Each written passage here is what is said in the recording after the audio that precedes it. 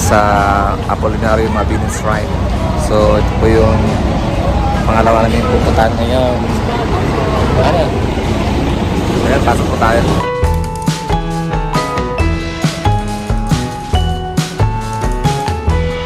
Marami mga estudyante ngayon na nag-tour dito sa Mabini Shrine.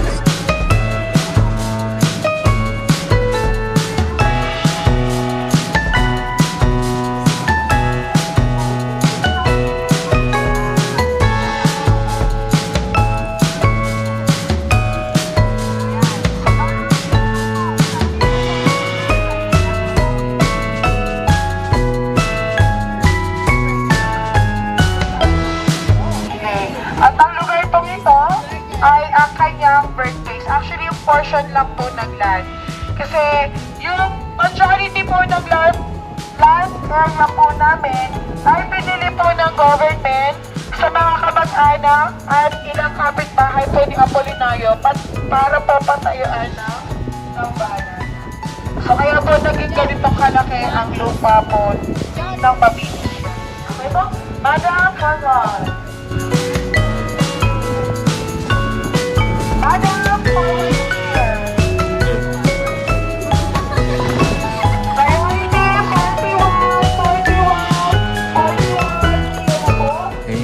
Ni Apollinario Mabini.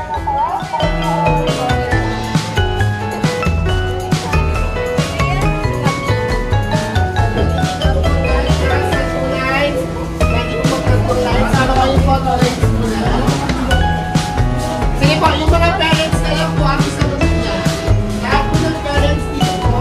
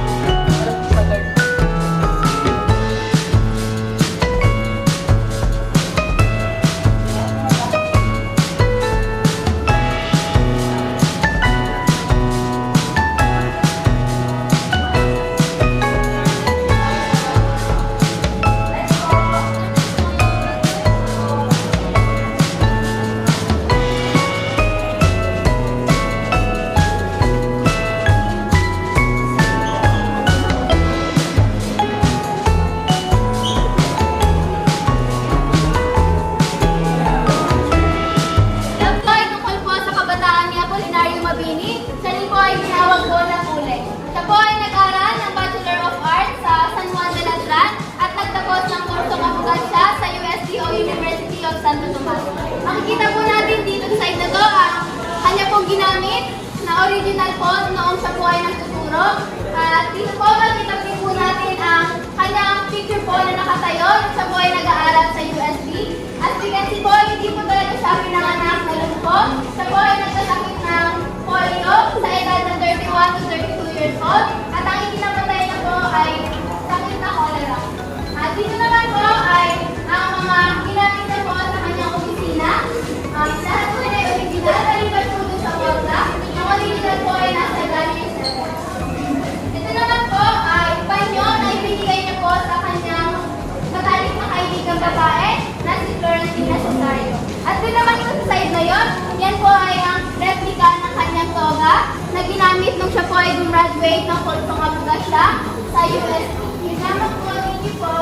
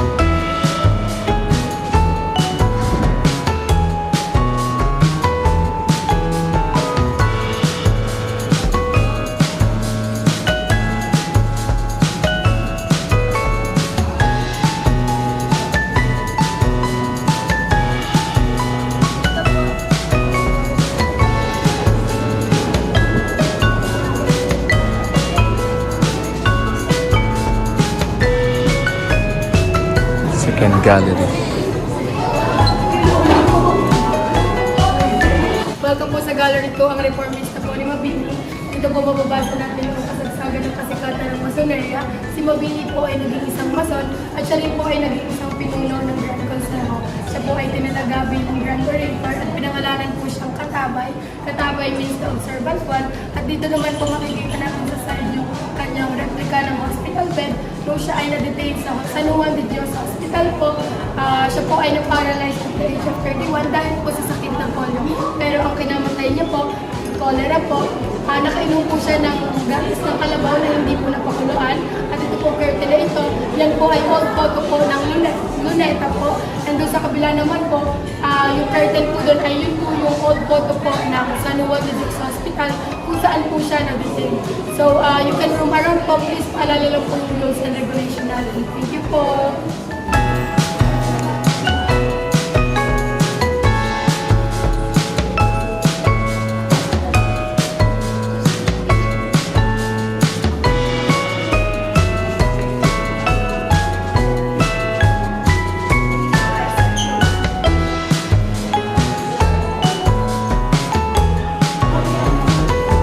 Luneta Park.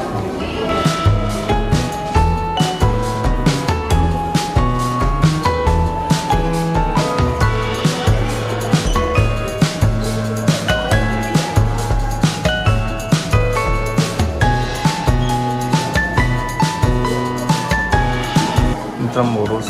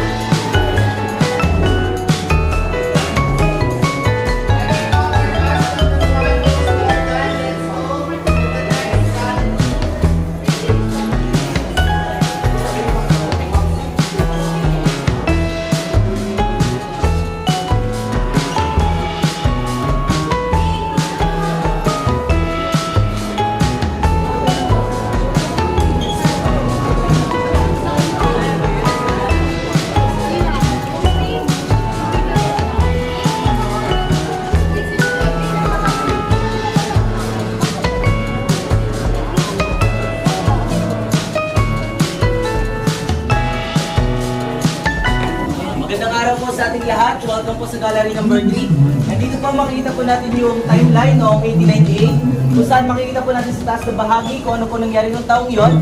At sa baba naman po yung kay Mabini po. Nandito po makikita po natin yung hologram kung saan may isang actor na gumaganap bilang isang Mabini at pinapahayag niyo po dyan kung anong tunay na ibig sabihin po ng kalayaan. And trivia po, noong June 12, 1898 ay kauna-unahang pong pagkikita ni Mabini at Emilio Aguinaldo kung saan pinasundo po ni Emilio Aguinaldo si Mabini sa Laguna upang dalhin po sa Kawit, Cavite. At nung kinahaponan po ay dineklara po ang kalayaan.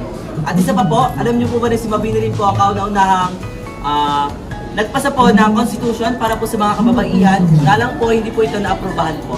Thank you po.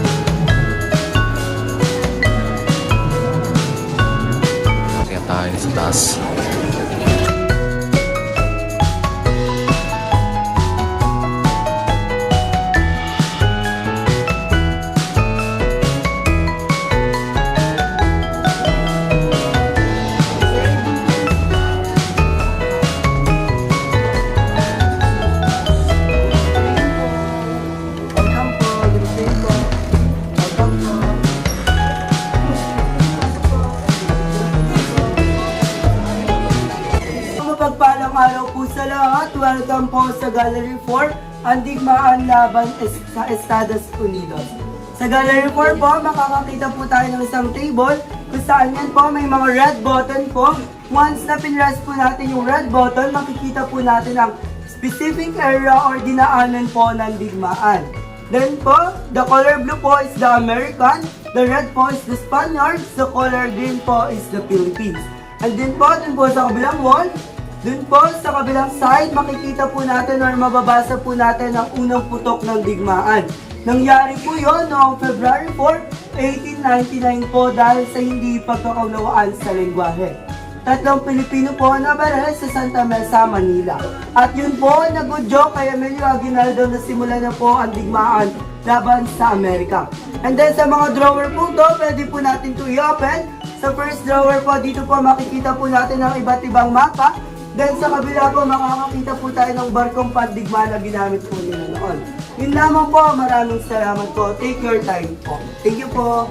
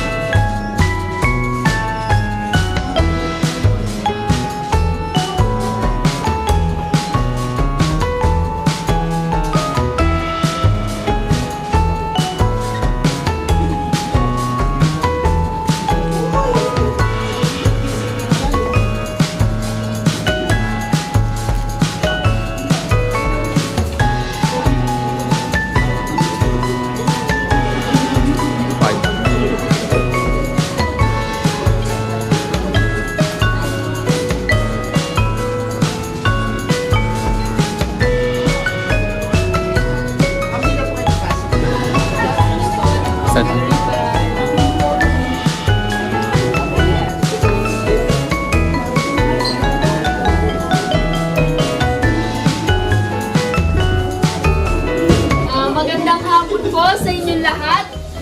Pwede mo po bang makahingi ng kaunting segundo para lamang po sa quick discussion? So, nandito po tayo ngayon sa Gallery 5, ang digmaan sa Luzon. Ang digmaan sa Luzon po ay nangyari po noong taong 1899. At dyan po sa glass case na yan, makikita niyo po dyan ang mga original po nilang ginamit during war. And on the other side po, makikita niyo po dyan ang sibat. Yan po ay isa po sa collection ni Emilio Aguinaldo. And dun po sa likod, makikita niyo po doon yung trenches na kung saan po, dun po sila nagkukubli or nagtatago. Yan din po, nagsisilbing depensa po nila. And makikita po din po tayo dyan kanyon. Yan din po ay original din po nilang ginamit during digmaan. And dito naman po sa kabilang bahagi, makikita niyo po dyan sa timeline ng mga natatanging pinuno po ng mga buong Pilipino sa Luzon. Yun lamang po. Thank you po.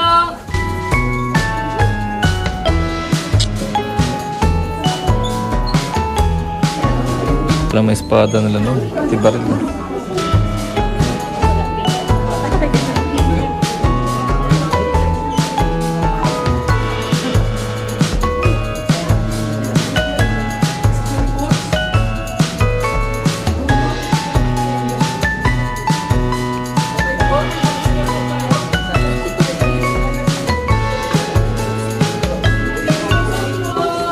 Canyon.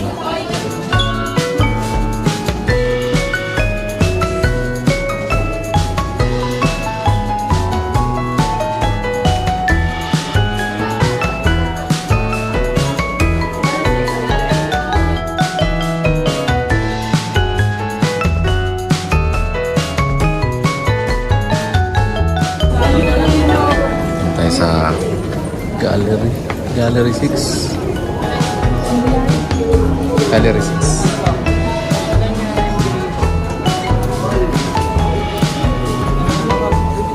Thank you po. Number 6, ang Digmaan sa Visayas at Mindanao. Humingi lang po sa inyo ng kaunting minuto para may bahagi po sa inyo ang nilalaman ng Gallery 6. Diyan po sa gitnang bahagi, makikita po natin ang sandata katulad na lang po ng latakan, kampilan, at dito naman po sa kabilang bahagi. Pwede po kayo sumit dyan sa may mga butas na may ilaw po. May makikita po kayo dyan larawan ng pananakot ng Amerikano. At dito naman po sa bahagi ito ang Balanggiga Bells po. Ang Balanggiga Bells po ay natatanging simbolo ng katapangan ng mga Pilipino. Ang Balanggiga Bells po ay nakuha po ng Amerikano noong 90s pa at nabawi po ito noong 2018, panahon po ng Duterte. Ang original pong Balanggiga Bells ay matatagpuan po sa Balanggiga Island Summer po. At dito naman po sa bahagi ito ang mga natatanging pinunong po ng Pilipinas sa Visayas at Mindanao. Dito naman po mababasa po natin ang Digmaan sa Visayas at kagaya na rin po dun sa kabila ang Digmaan sa Mindanao. Yun lang po, thank you po.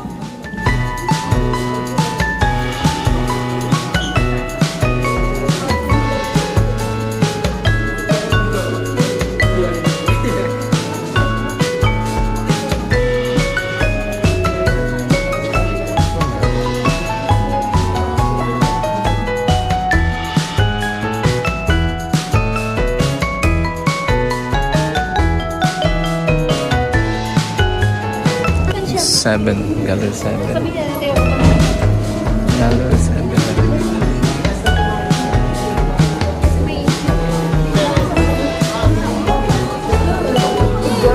Gallery 7 na.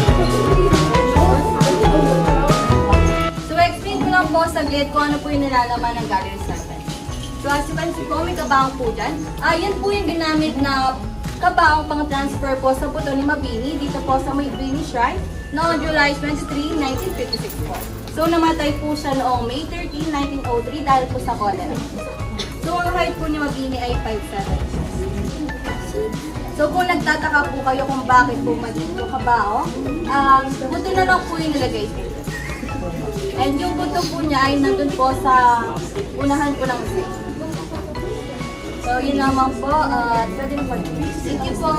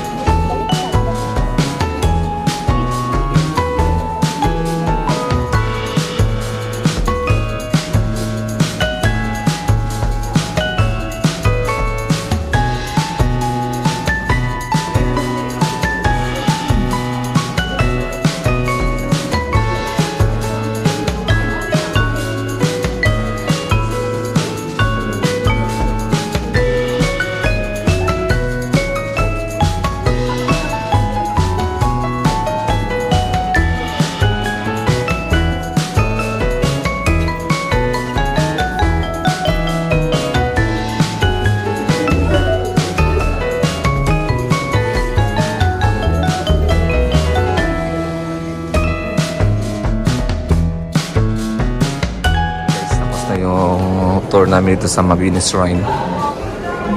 So bayan naikot na namin lahat about kay Apollinario Mabini. So babalik na kami sa bus. Nga pala yun yung punto ni Apollinario Mabini. Ayun.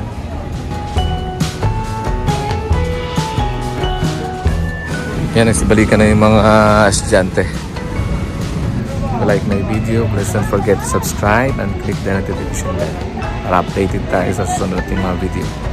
See you in our next vlog. Bye-bye. God bless us all. Sa parang school na to is Arellano University, Jose Rizal Campus sa Malabon City. Meron sa educational tour.